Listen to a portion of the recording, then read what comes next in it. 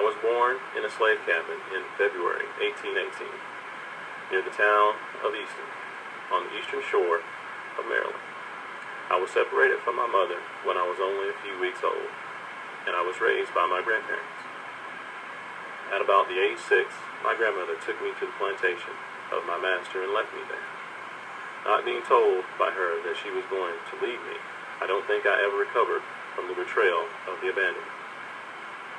When I was almost 8, I was sent to Baltimore to live as a houseboy with relatives of my master.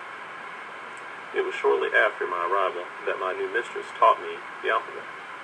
When her husband forbade her to continue her instruction because it was unlawful to teach slaves how to read, I took it upon myself to learn. I made the neighborhood boys teachers by giving away my food in exchange for lessons in reading and writing. As a young teen, I purchased a copy of the Columbian Orator, a popular school book at the time, which helped me to gain an understanding and appreciation of the power of the spoken and written word, as two of the most effective means by which to bring about permanent, positive change. Returning to the Eastern Shore, at approximately the age of 15, I became a field hand and experienced most of the horrifying conditions that plagued slaves during the 270 years of legalized slavery in America. But it was during this time that I had an encounter with the slave breaker, Edward Covey. This is a person that whipped slaves in order to make them obey their masters. I was not going to be whipped.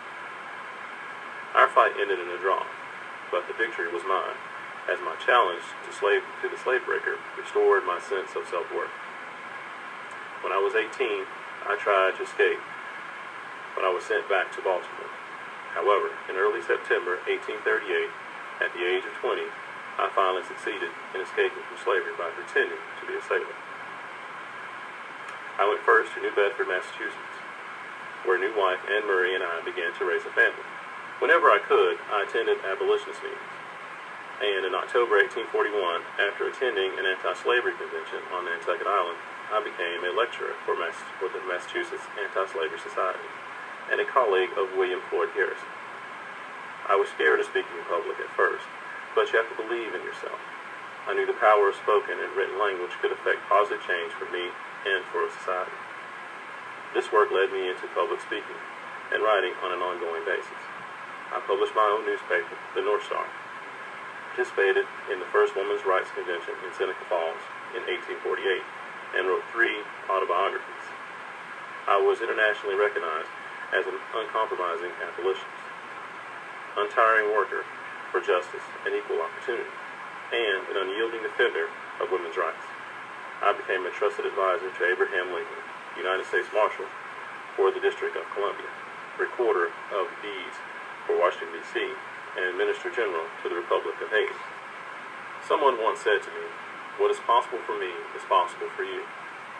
By taking these keys and making them my own, I created a life of honor, respect, and success that could never have been dreamed of when still a boy on Colonel Lloyd's plantation on the eastern shore of Maryland.